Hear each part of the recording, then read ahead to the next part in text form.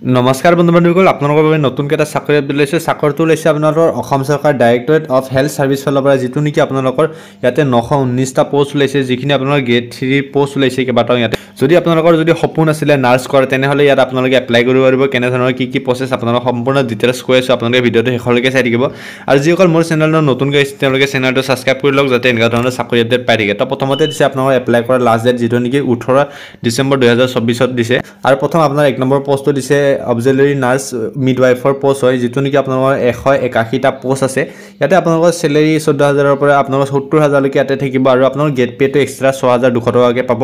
তাৰপিছত আপোনালোকে ইয়াতে এডুকেশ্যন কোৱালিফিকেশ্যন বিচাৰিছে, আপোনালোকৰ ইয়াতে ANM ট্ৰেইনিং পাছ কৰা বিচাৰিছে। আপোনালোকে অসমৰ ইয়াতে যিকোনো স্বীকৃতিপ্ৰাপ্ত ইনষ্টিটিউটৰ পৰা যদি পাছ কৰিছে, আপোনালোকে এই পোষ্টত এপ্লাই কৰিব পাৰিব।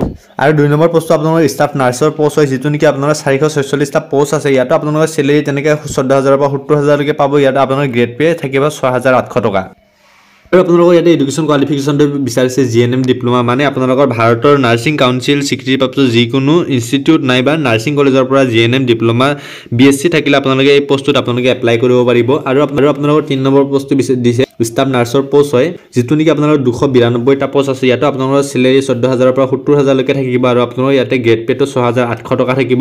ইয়াত আপোনালোকৰ এডুকেশ্যন কোৱালিফিকেশ্যন বিচাৰিছে GNM ডিপ্ল'মা, মানে আপোনালোকৰ ইয়াতে ভাৰতীয় নাৰ্ছিং কাউন্সিল স্বীকৃতিপ্ৰাপ্ত যিকোনো ইনষ্টিটিউট নাইবা নাৰ্ছিং কলেজৰ পৰা GNM ডিপ্ল'মা BSc থাকিলে আপোনালোকে এই পোষ্টটোত এপ্লাই কৰিব পাৰিব। আৰু আপোনালোকে ইয়াতে বিটে বিচাৰিছে আপোনালোকৰ আবেদনকাৰী ICU অন্তত এবছৰ বাবে কাম কৰা অভিজ্ঞতা থাকিব লাগিব, তেনেহ'লে এই পোষ্টটোত আপোনালোকে এপ্লাই কৰিব পাৰিব। যিটো নেকি আপোনাৰ পোষ্ট আছিলে, এইটো আছিলে আপোনালোকৰ ষ্টাফ নাৰ্ছৰ পোষ্ট।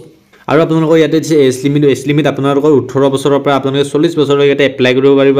আৰু আপোনালোকৰ ইয়াতে এক্সিলেশ্যনত দিয়া হৈছে, যিটো নেকি আপোনালোকৰ OBC MOBC কাৰণে 3 বছৰ, বাকী ST আৰু SC কাৰণে 5 বছৰ, আৰু PWBD কেণ্ডিডেটৰ কাৰণে 10 বছৰলৈকে এক্সিলেশ্যন দিয়া হৈছে।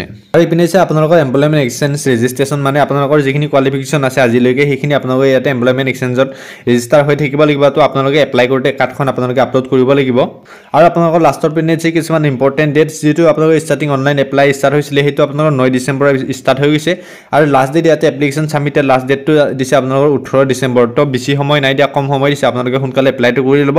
আচলতে আপোনালোকৰ ইয়াতে ইম্পৰ্টেণ্ট কিছুমান ৱেবছাইটৰ লিংক, যিটো নেকি অনলাইন এপ্লিকেশ্যন ফৰ্ম, সেইটো আপোনালোকে ইয়াতে ক্লিক গ'লে আপোনালোকে ৰেজিষ্টাৰ কৰি এপ্লাই কৰিব পাৰিব। এডভাৰটাইজমেণ্ট ডিটেইলছ চাওঁ বুলি ক'লে আপোনালোকে ক্লিক গৈ পিনি চেক কৰিব পাৰিব। লাষ্টত দিছে অফিচিয়েল ৱেবছাইট, ক্লিক গৈ পিনি আপোনালোকে চেক কৰিব পাৰিব। আৰু এপ্লাই কৰাৰ লিংক ভিডিঅ'ৰ ডিছক্ৰিপশ্যনত পাই যাব, আপোনালোকে গৈ পিনি চেক আউট কৰক। আৰু বন্ধু বান্ধৱীসকল, আজিৰ আপডেট ইমানেই আছিলে। এনেকুৱা ধৰণৰ চাকৰি আপডেট পাই থাকিলে চেনেলটো ছাবস্ক্ৰাইব কৰি ল'ব আৰু ভিডিঅ'টো লাইক কৰিবলৈ নাপাহৰিব। তো আজিলৈ জয় হিন্দ, জয় ভাৰত, বন্দে মাতৰম।